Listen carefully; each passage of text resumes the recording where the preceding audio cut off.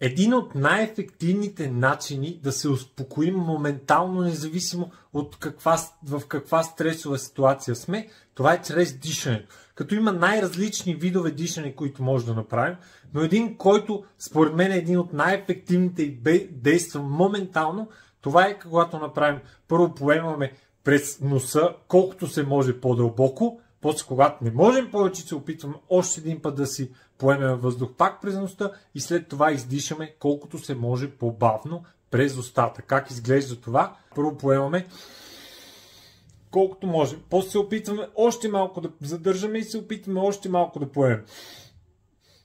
И след това